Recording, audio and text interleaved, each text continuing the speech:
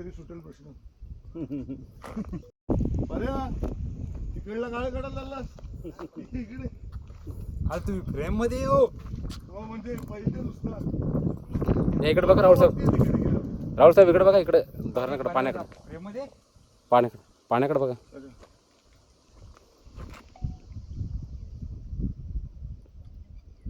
हे जॅकवेल हे असंच आहे का इकडला आहे ते?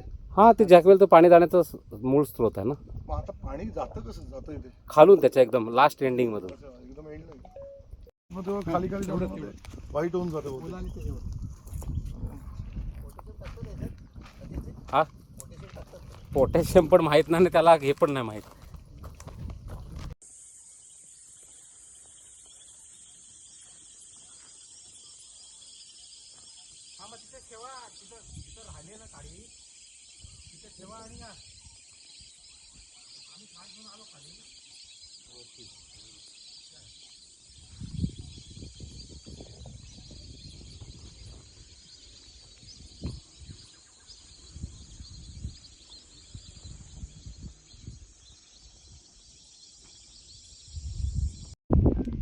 खालूनच आपण जायचो नाही. हा, मग तो तिकडचा पूर्ण रस्ता. नाही भरपूर आहे पाणी नाही पण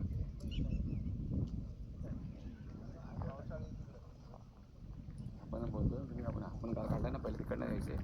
हा, आपण गाळ काढला नाही इथं उभे होतो आपण आणखी साठा होईल इकडे.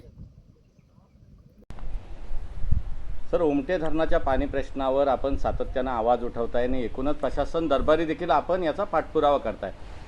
आठवड्यातून किमान 1 ते 2 वेळा आपण उमटे धरणावर जाताय, वस्तुस्थिती जाणून घेताय आणि एकूणच हा प्रश्न कसा सुटेल यासाठी तुम्ही याचा प्रयत्न करताना दिसताय. काय सध्या परिस्थिती आहे? पावसाळा जवळ आलेला आहे, निधीच्या बाबत काय तरतूद झालेली आहे? नियोजनच्या मीटिंगमध्ये जेव्हा मी हा प्रश्न मांडला तेव्हा तटकरे साहेबांनी 5 करोड निधीबद्दल त्यांनी चर्चा केली. श्रीरंग माने साहेब पण तिथे होते. पण जोपर्यंत हा मार्ग म्हणजे निकाली लागत नाही आहे तोपर्यंत मी पाठपुरावा तर घेतच राहीन. कारण आता पावसाळा जवळ आला आहे आणि येत्या काही दिवसात जर गाळ निघाला नाही तर हे पुन्हा पाऊस पडणार आणि पुढल्या वर्षीवर जाणार आणि पुन्हा हीच समस्या पुढल्या वर्षी उद्भवणार. त्यामुळे जोपर्यंत गाळ निघत नाही, जोपर्यंत प्रशासनाकडनं काही म्हणजे जो हवा तसा निधी मिळत नाही तोपर्यंत मी याचा पाठपुरावा तर घेतच राहीन.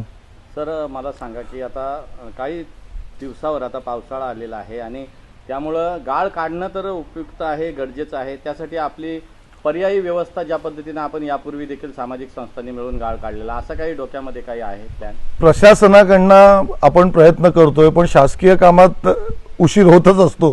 पण आम्ही उमटे धरण कमिटी असेल यांच्या मार्फत आणि जे पण आजूबाजूला आमच्या कंपनीज आहेत किंवा जे पण संघटना आहेत, मित्रपरिवार आहेत, त्यांना आम्ही आवाहन करतो की तुम्ही आमच्याबरोबर या आणि आपण सगळे मिळून गाळ काढूया. जसं JCB असेल, पोकलन असेल, ट्रक असेल आणि ही माती ज्याला पाहिजे त्यांनी घेऊन जा, पण हा गाळ निघाला पाहिजे.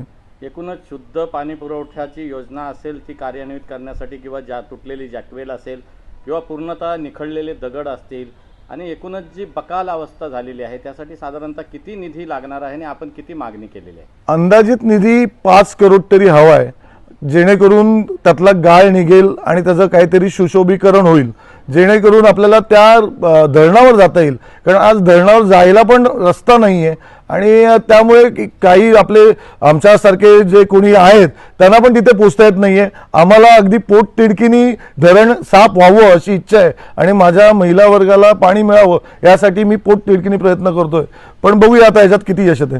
सर, प्रशासन जे आहे ते प्रशासनाने खऱ्या अर्थानं या उमटे धरणाकडे लक्ष दिलं असतं तर इतकी जी गावं 47 गावं, 33 आदिवासी वाडे आणि त्यातली हजारोची लोकसंख्या आहे त्यांचा हा प्रश्न सुटला असता.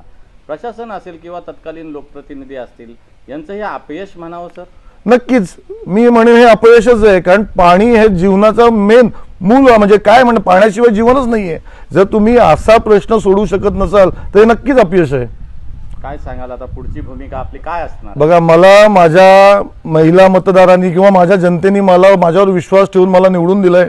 मला पाणी प्रश्न सोडवायचा आहे तेव्हाच मी शांत बसेन.